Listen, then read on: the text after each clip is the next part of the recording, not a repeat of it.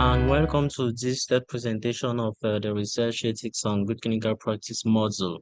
So this one will show practical aspect on the ethics review process, the case of the Cameroon National Ethics Committee.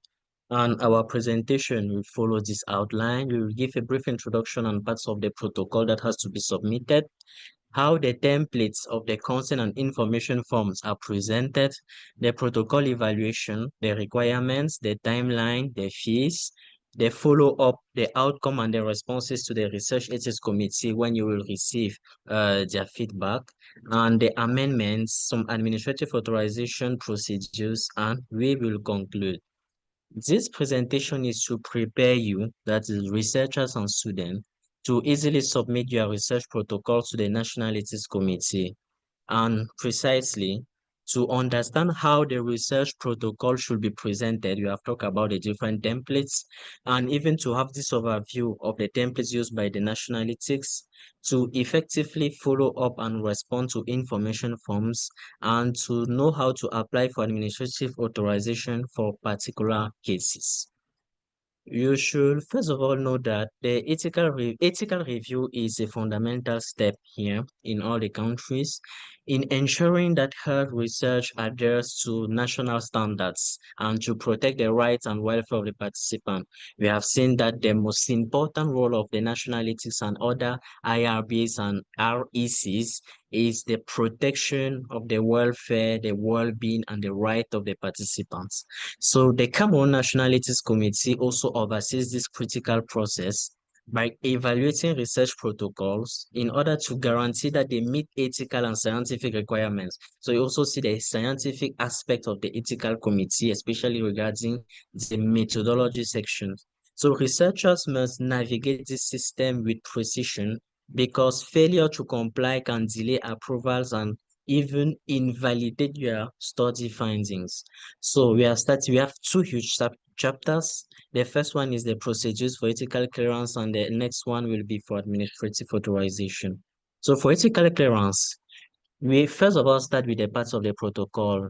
During our last presentation, we already saw all what we have to do with the national ethics and different institutional review boards, the members, the mandates, the rules and regulations.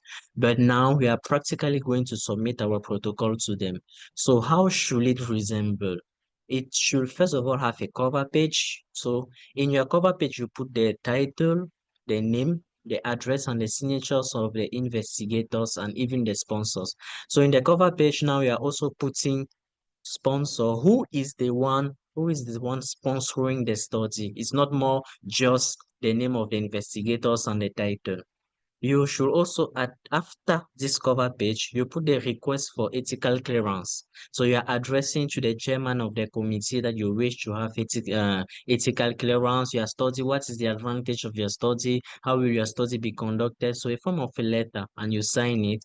You include your summary, your table of contents, your list of abbreviations, tables and figures, the summary of your study. Don't forget, in English and in French.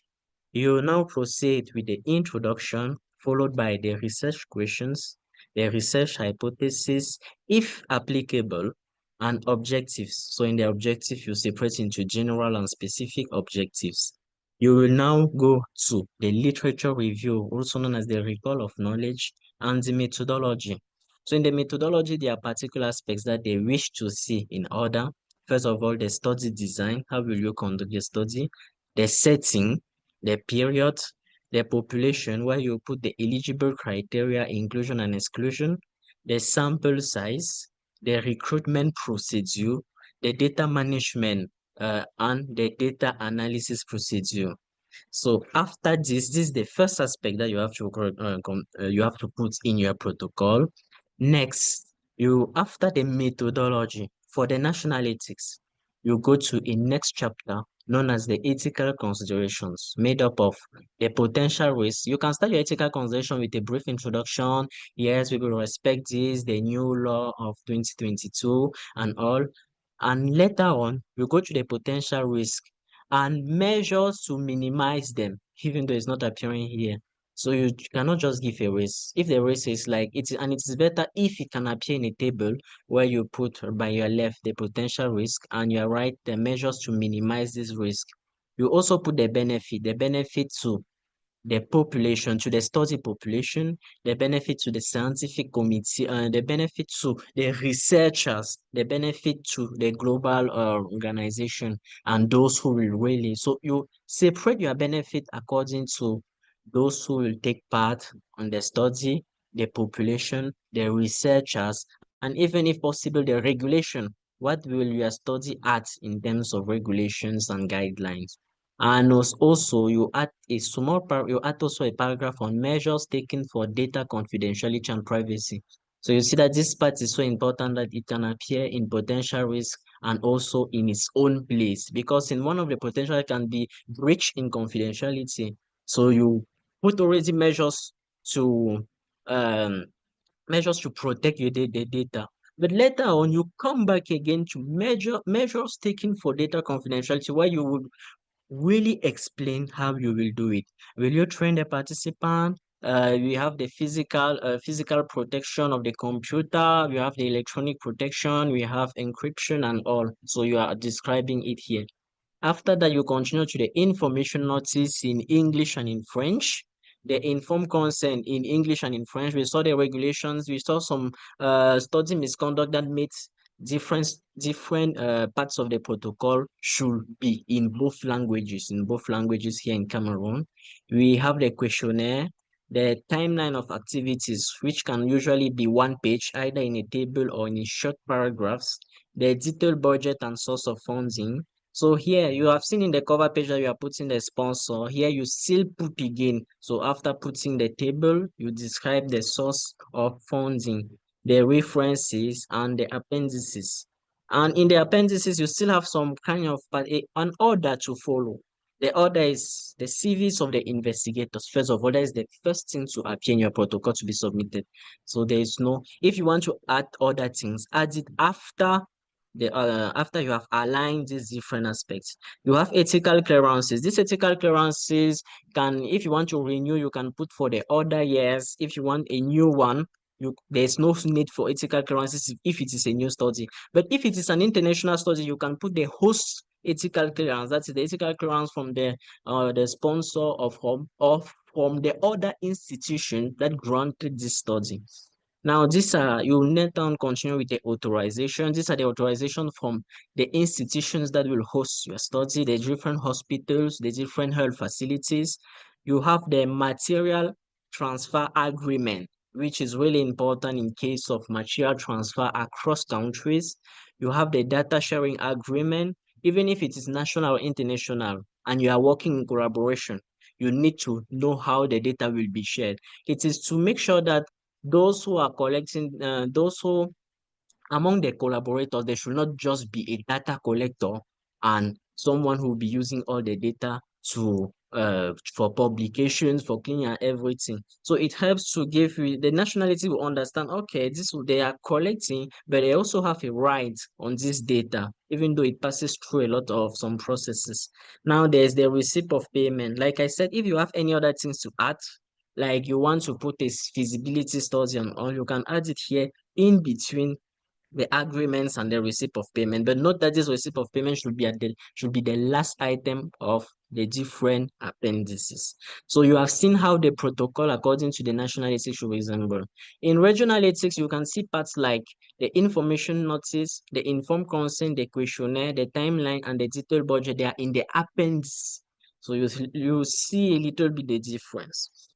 Now, this is the template of the consent. We have been saying, okay, let's say in English and in French and all, but according to the national ethics, a consent form should at least have 90% of these elements. So you adapt it to your own study. Like the undersigned, Mr. This, you put a long line, have been invited to participate in the project entitled, you put whose principal investigator is, you put your name and you put the address. So here the participant is to understand that he has fully understood the information leaflet. The information leaflet concerning the study has been read and explained.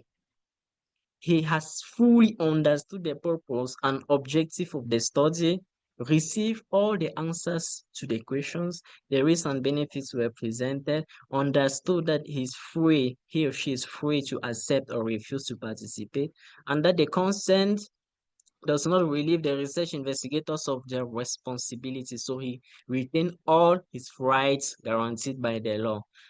Now that the patient has fully understood this aspect, the patient fully agreed now to participate in the study under the conditions.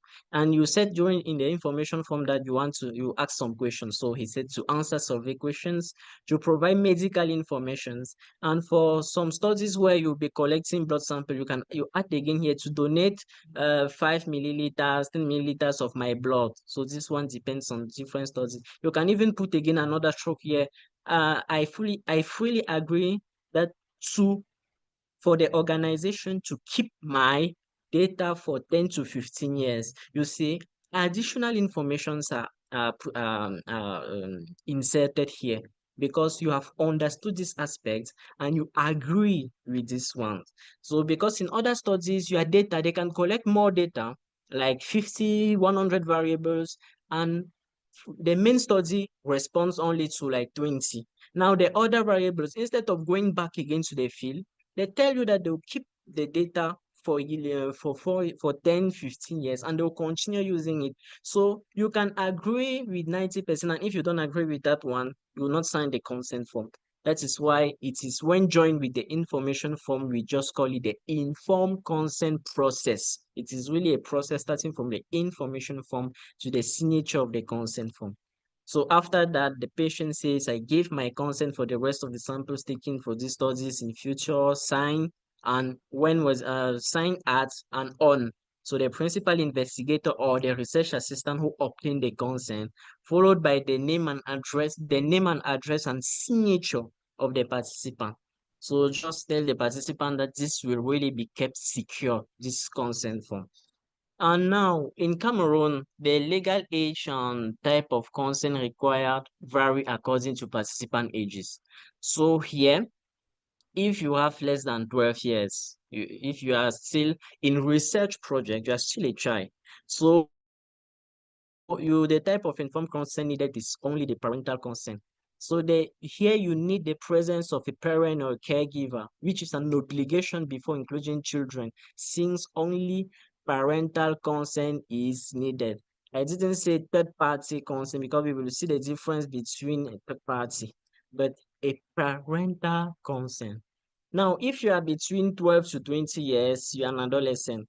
So we require both parental consent and an assent. So the assent is coming from the adolescent and the parental consent from the parent or the caregiver.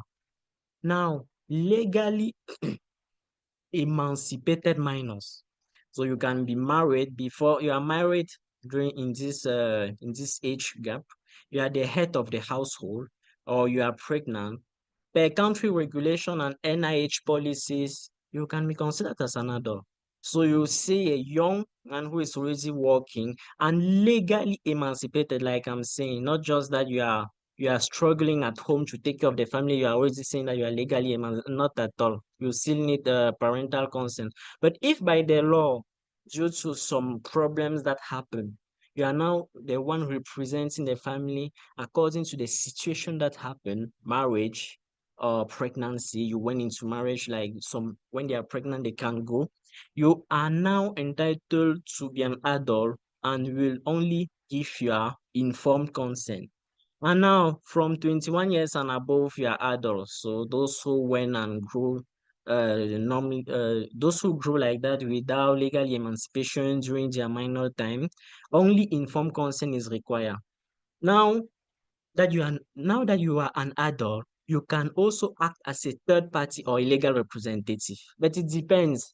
We are seeing in many studies or when we are working that this one should be there. When there is a vulnerable person, you can have a third party, you can have a legal representative. But finally, what is the difference between a third party and a legal representative? This is it in this table. First of all, their authority.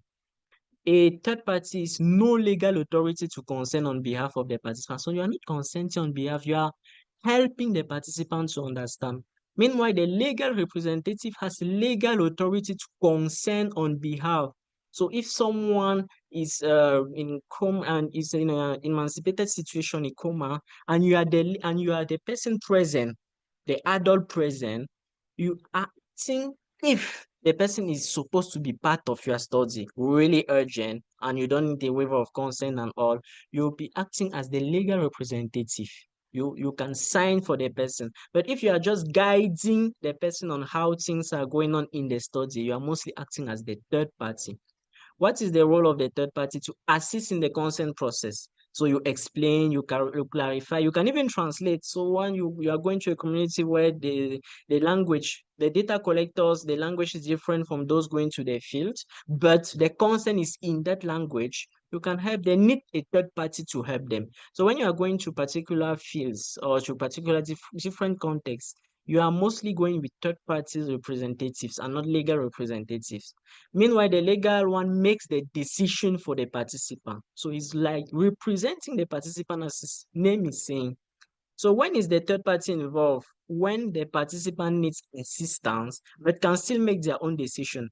So you see that the level of vulnerability that the third party needs to assist is not as high as the one for a legal representative, where his role is when the participant is legally unable to consent.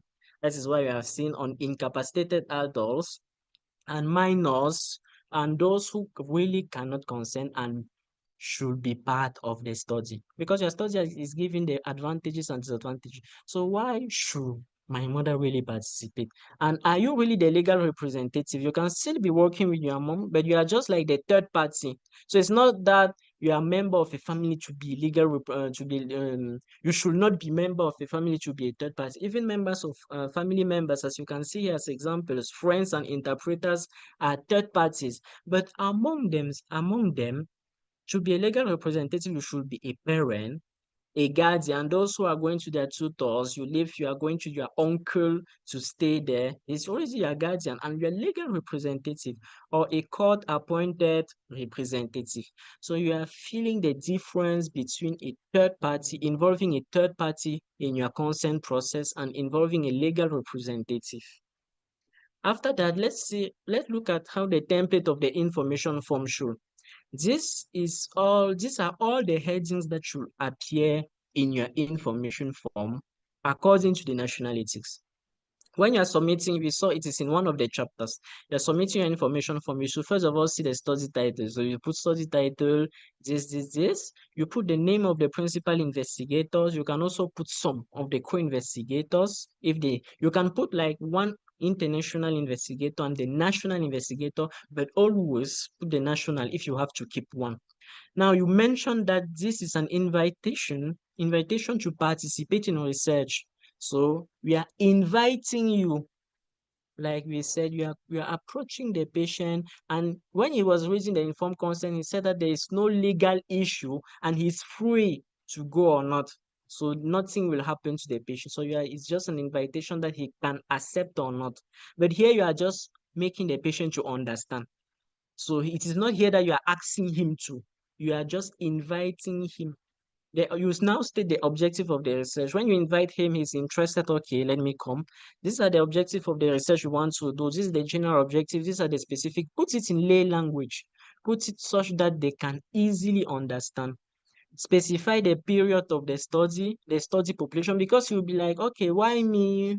Have I done something, or what is the condition that I have making me to be eligible to be part of your study? So this is where you really precise the study population and even the period. It is here when during the period you can specify like, okay, it's just punctual. You just take your data today and it will be over. Some will precise that the period is long because we will follow up, or because we will need many patients.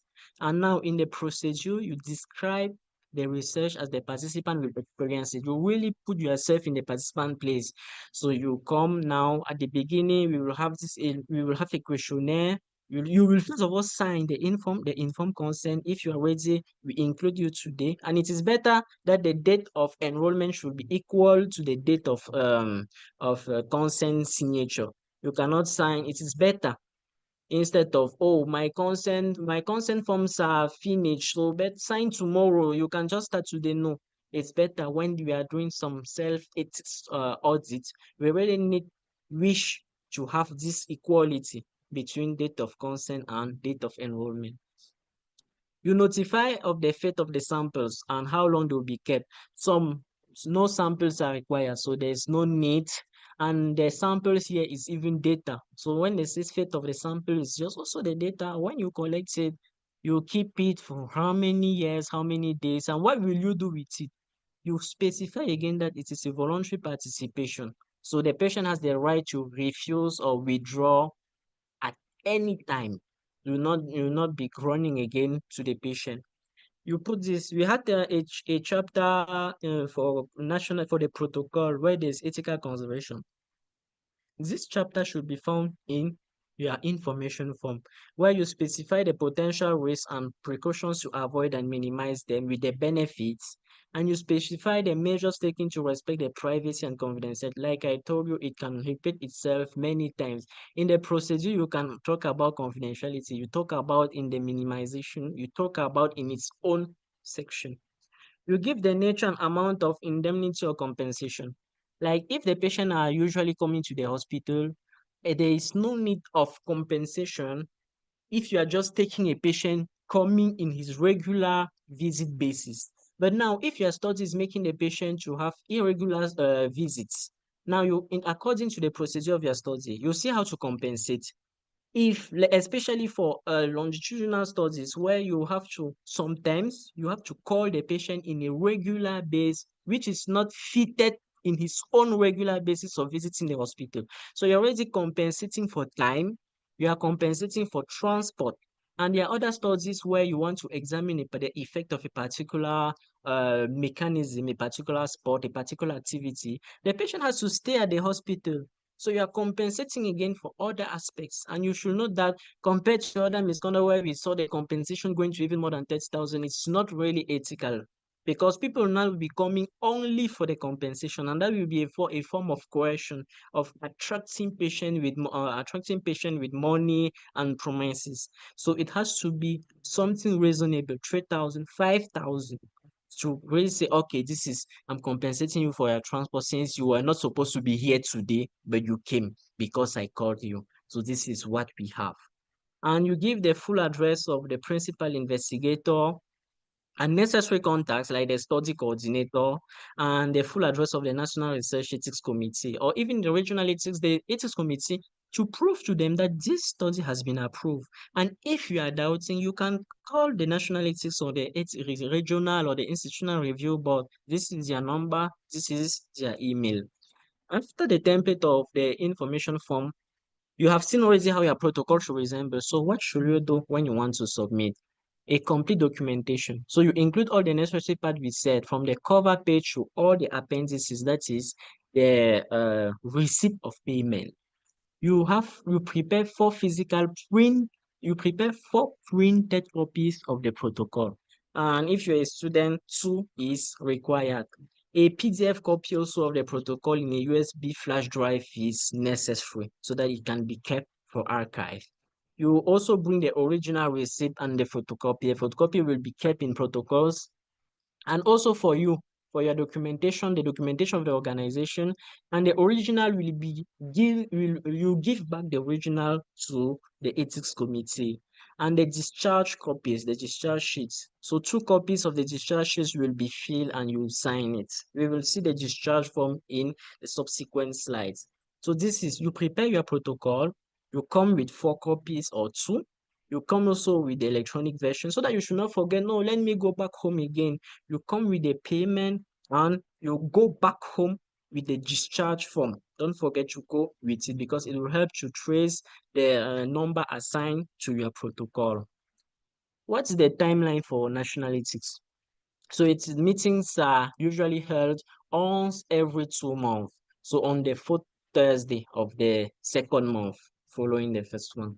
So the submission deadline is normally greater than 21 days. It is better if the fourth month you are submitting minimum 3 weeks before for it to be considered. So if there is a meeting in December, in February, it is better the fourth Thursday of February. It is better to submit this protocol maximum on the last week of January. If you submit it earlier February, it will be considered for April. So the deliberation period and the final decision can also take within about a month if you submit it correctly. And also if you're among those who submitted as soon as possible, because if there are many protocols, another extraordinary meeting can be held, can take place, and it can postpone a little bit the ordinary meeting that was supposed to be held after the second month, making you to be delayed again. So if you are preparing for protocols, you should always be aware of the time you have to use. So actually we are in March. So you know that we are in the last week of protocol submission for April ordinary session. So if you know that you are missing it, now the condition can be there are some months where protocols are not submitted in a large number. So you can even submit and say, no, you can come even the second week of April. We are still taking for the session of April. So it is just because enough protocols were not present for deliberations and evaluations. And if late submissions are done, that is after in between the 21 days, it will be considered for the next session. It is always good to contact the committee secretary for accurate session dates and other details, so that she can tell you if the meeting will take place a little bit earlier than expected or not, for you to be prepared in advance. Now, what are the fees? Fees are still in discussion, but for the moment, this is what has to be taken into account. So students, those especially to master's degree, will pay till 10,000. This is for national students and all. Now, traditional healers and independent researchers will pay 200,000. Now, those in national institution, not even those in national institution as a whole. So it is the institution submitting a protocol with national funding, like this is like a PhD already with national funding, and renewal of international protocols are done at 250,000. And a PhD student with international support, international studies, international institutions and funding are now at 500,000.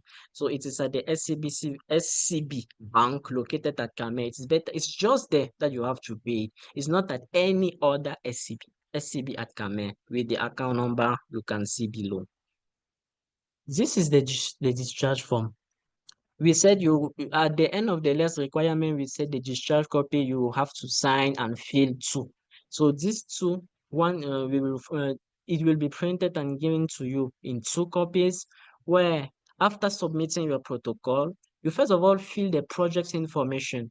So the title of the project, the date of submission, the name of the investigator, the phone number, the email, and the institution. Note that the number of the number assigned to your protocol will be written by the secretary herself. After that, you have to mark the elements of the protocol. That can be done under the guidance of the secretary. So they will look at the protocol and say, okay, you have addressed a letter to the president. Yes. 4 copies of the protocol. Yes. The abstract is done. You have ethical consideration done. You have the information form done. The questionnaire done, budget, CV done, authorizations, source of funding, receipt of payment done. This one from 12 to 15 are done especially for clinical trials. Now, she'll come again on observational studies or any other studies where the promoter is out of the country. So do we have ethical clearance from the host ethical committee, from the ethical committee of the sponsor in the other country? Since it is an international project, you say yes, it's done. Do we have the material transfer agreement? If there is none and the study doesn't require, it is non-applicable. So you don't see no, you see non-applicable. And if you do we have the data sharing agreement? Yes or non-applicable. And at the end, you keep 1 copy as a proof of submission and protocol number. This is where they are even saying it themselves that the copy will be given to you. So you always don't submit a protocol and go back without this copy. Now, this is the follow-up you'll receive. When you have printed your 4 copies, you have paid the protocol submission fees for international or national protocols you submit. Your protocol can be okay. Yeah, then at the next month you receive your ethical clearance. So if your protocol is okay, you will receive this ethical clearance. You have seen the number of the ethical clearance because you have to keep it for your future studies. This is how it is presented. So you will receive it. They'll call you that if ethical clearance is available and you can come and take it. Now, you can still submit your protocol and you don't receive ethical clearance. What can you receive? You can receive an information form. There is this information form where they'll ask you again to print 4 copies to pay the protocol renewal fees. If it is an international protocol, 500 you divide by 2. And if it is for national, 250 you divide by 2. And you highlight the changes. So if they said, change this one, add this, remove this, you do it. How do you recognize that you have to do these steps? It is when they ask you to resubmit the protocol, taking into account the different observations.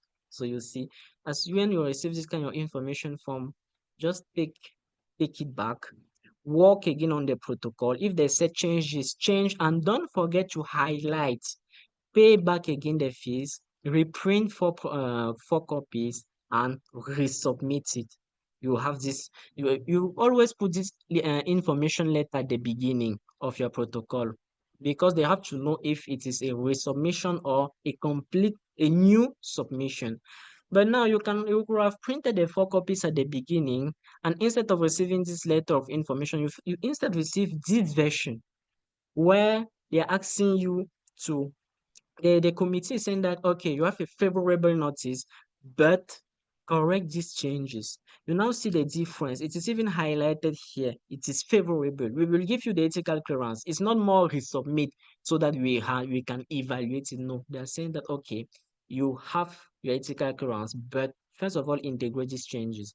Now, you just print 2 copies. So you first of all fill the conditions requested by the ethics committee and you highlight the changes. You print 2 copies this time, it's not more 4. And here you don't pay again the fees. So there's no half fees, there's no quarter fees of 250 that you have to pay here. And you resubmit 2 copies from after receiving this information form. And you will now be guaranteed to have the ethical clearance. And the study is more than 1 year. You have to renew it. So to renew, you will have to put the ethical clearance you receive in the first page. After the cover page, you put the ethical clearance. You now pay the protocol renewal fees. This time you pay 250, so you pay half. So you should know that you are paying half when you are resubmitting after the information form and when you are renewing your protocol, both for international and national and even students. You print 4 copies. This point is important because if you are renewing, it means that you did some work. So you add the progress report and the previous ethical clearance after the renewal letter and you resubmit. So renewals are usually easier because you have done the protocol is already formatted according to the requirement. The additions are mostly to the progress report that you are specifying what you have to do. Sometimes the project can be increased again, so you precise that you have the period will be increased so that we can have in the number of participants that was requested. So now we have seen the information forms where they said do this, do that, do this. This is a sample of a letter of response. You remove the letter to the chairman who was requesting for ethical clearance, and you put now a letter of response when you are resubmitting.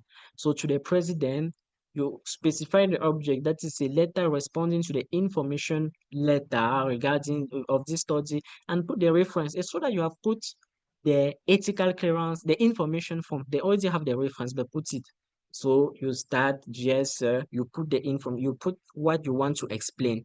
And these are just some queries where you have to, they can say, okay, you have to restructure the data analysis plan. So you put the query. It's like we were doing in primary school. Every time we wanted to respond to a question, we first of all had to write the question. We first of all write it because the person correcting is not always aware or is not always keeping in mind the question that has been asked. So you put back the question and you respond to it, and you put the page number. You put the question, you respond to it, and you push the page number. You sign it, and that is okay. So you resubmit your protocol. Like we said, it is according to, if the information form is saying resubmit, you put 4 copies. If it is saying favorable but correct this, you still put the letter of response. It's not because it's favorable that you don't have to put a letter of response. You put to say that, okay, these 2 or 3 queries maximum have been responded, and this is what we are resubmitting again from this letter of response. Now, we had a short discussion on amendments, but any proposed changes should not be initiated without prior review and approval by the IRB, the Independent Ethics Committee, the Research Ethics Committee. So only exception if the change is really urgent and necessary to address immediate hazard when you are working on, because you should not just be waiting. I was waiting approval, meanwhile something is already killing someone. So you can do it, but you have to still submit the amendment. So modifications required to be submitted, make it clear what the changes are. So therefore, in case of amendments, after the cover page, you have seen that when you are submitting after the cover page, it's for submission, you are just giving the protocol directly. For resubmission, when it is not favorable, you are putting the information letter, the cover letter. For resubmission, when it is favorable, you are putting the information letter, the response letter. And for renewal, you are putting the previous ethical clearance and the progress report. But now for amendment, after the cover page, you instead of a letter of response or a letter to the chairman, you draft an amendment letter. So you also put page numbers here. It's like the letter of response, but you are not responding to them. You are instead saying that you have make changes due to the situation or the context that have changed between the writing, the drafting of the protocol, the receiving of the ethical clearance, and the application of the changes in the field. So you tell them that you have drafted you have made some changes. You also highlight the changes, not that for resubmissions and resubmissions, you always highlight it because they're asking questions and you are responding to them. You add an amendment table with changes and dates of change. This one is optional for those who really have time or who had many changes. You put it at the end. You add all the ethical clearances obtained for the study. We amend something that has obtained an ethical clearance. We don't amend something that has nothing. It's like a submission. So after that, if you have started working, you present the progress report already, and you print 4 copies with no fees of submission. There's no fee. You print the 4 copies, you put this one at the beginning, and you resubmit the protocol. So after that, we have for administrative authorization. You have obtained the ethical clearance. So what should you do after that? We said, apart from students, from the decree, the order we saw in 2010 in the second presentation, in projects, the implementation of projects should really pass through administrative authorization, international project. So obtaining an ethical clearance is not enough to start the implementation of the research project here in Cameroon.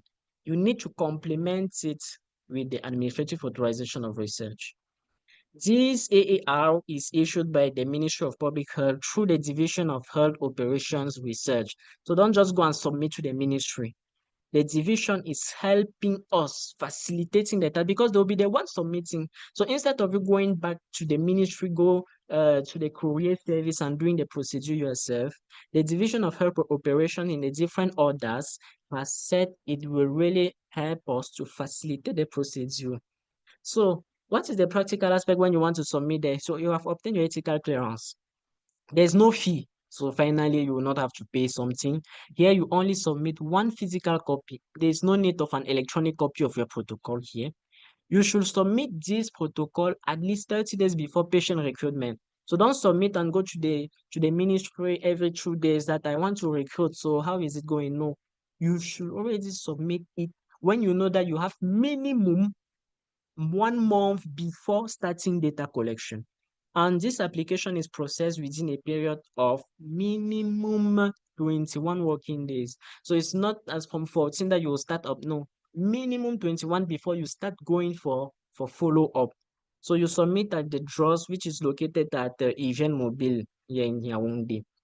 But is the protocol of administrative authorization resembling the one for ethical clearance? No, in the format, but not in the content. The content is the same thing. We said in the last presentation, to receive an administrative authorization of research, they will first of all verify if the information of the protocol submitted to them is coherent and consistent with the one submitted to the national ethics. So here, the format is different because what they are looking at will be, first of all, the cover page. It is still having the same information as the one for ethical clearance. The request for administrative authorization is now to the Minister of Public Health and signed by the PI or the institution. So how is the protocol now? Because apart from the other one, we said request, we said list of tables, we continue with introduction and all.